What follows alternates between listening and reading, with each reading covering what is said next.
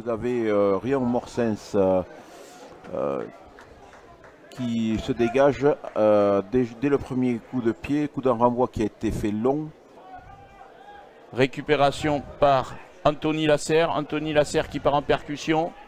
Ça enchaîne avec Léo Velzer. Léo Velzer qui a donné à Huberti. Ça enchaîne même sens. Avec Guillaume, ballon pour Guillaume Maty. Et essai de Guillaume Maty suite à une belle action des Soustonnais. Lancé Guillaume Darmaillac, prise de balle de Tom Fougeret. Et attention, on part sur un ballon porté, bien contré pour l'instant par Rion Morsens. Mais le Moll se reforme autour et va dans la butte. Et monsieur l'arbitre donne un essai de pénalité, Benoît. Oui. Grosse pression de l'équipe. Voilà ce que je craignais, c'est les Noirs qui mettent une grosse pression. Et la transformation de Jérémy Lambert à la 17e minute.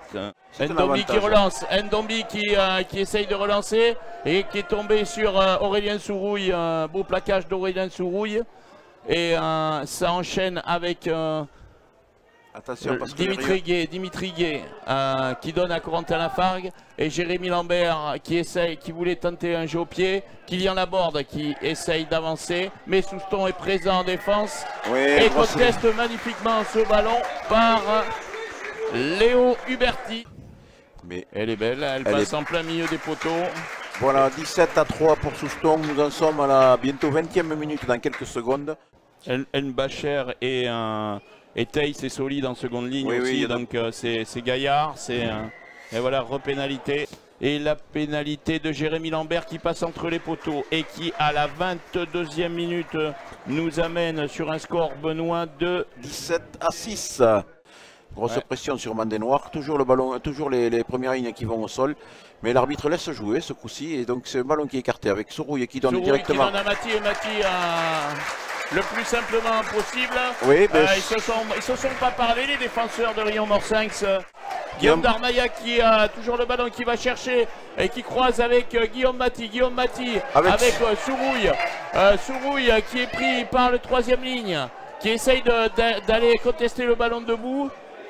Il y aura un avantage pour les Soustonnais déjà, et c'est toujours le ballon qui est écarté avec Léo Huberti qui revient sur le centre, donc Maty Guillaume qui est allé à la percussion, ballon au sol. Attention, on peut l'écarter loin, il y a un surnombre là-bas avec Darmaillac toujours dans l'ensemble, toujours le ballon qui va être porté, et c'est Hugo qui va aller au bout en marquant un magnifique essai. Un magnifique essai des Soustonnais à la 28e minute. Et Guillaume Darmaillac au lancer, attention, on va partir sûrement sur un ballon porté. Anthony Lasserre toujours, on attend qu'il redescende et on va se positionner. Il y a un joueur de Rion Morsens au sol qui n'a pas pu mettre les joueurs au sol. Le joueur au sol et ça avance. Va la conduite et qui va aller derrière la ligne. Et nouvel essai de Soustonnais à la 35e minute. Le score est parlant, 36-6 pour cette équipe de Souston, avec en plus la magnifique transformation de Hurès. Et c'est la mi-temps donc sur le score de 38-6 pour cette équipe de Souston. Toujours avec un lancer donc Beniatoski, c'est un lancer qui va être en fond de touche je pense, comme tout à l'heure, puisqu'ils arrivent à construire là-dessus. Mais le porteur de balle a de suite été mis au sol. Les Bleus ont pu mettre donc la pression et ça a empêché cette équipe de construire. Il y a un en arrière, c'était pas un bras tendu, je pense qu'il avait sifflé l'arbitre. Mais là, les Bleus qui mettent la pression de nouveau. Mais le ballon qui est récupéré par les Noirs, est-ce qu'il va être aplati derrière cette ligne? Attention, parce qu'il y a le feu de cette équipe Souston. On voit aux images, là, c'est très serré. Et là, c'est un essai qui est accordé. Donc, un essai pour cette équipe d'Orion avec le numéro 17, Vios. Folco à la touche, récupéré par Beniatoski. Beniatoski qui a récupéré ce ballon. Ça enchaîne, Théo Toulouse qui essaye d'attaquer la ligne, attention, il est bien pris par la défense. Il y aura un avantage. Thibault Lemoine qui ressort le ballon pour Benjamin Lapeyre, mais... Visiblement il y aura un avantage pour cette équipe de Rion.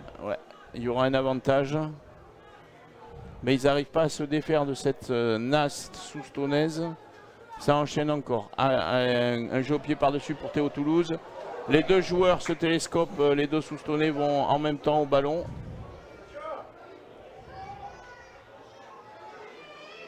Et c'est Théo Toulouse qui a essayé d'y aller tout seul. Ah.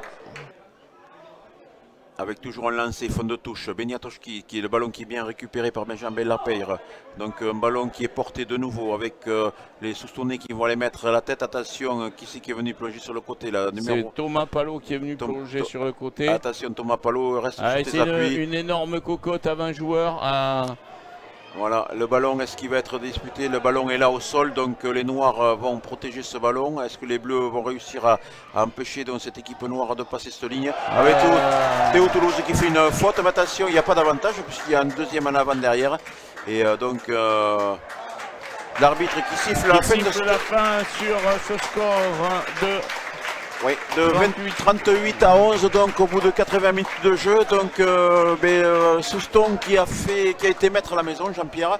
Et donc moi j'aurais tendance à dire que par rapport à cette équipe de Riom, mais Riom qui aujourd'hui est venu jouer vraiment comme tu dis à 23, mais aujourd'hui jouer à 23 pour Riom ça a été très compliqué en première mi-temps.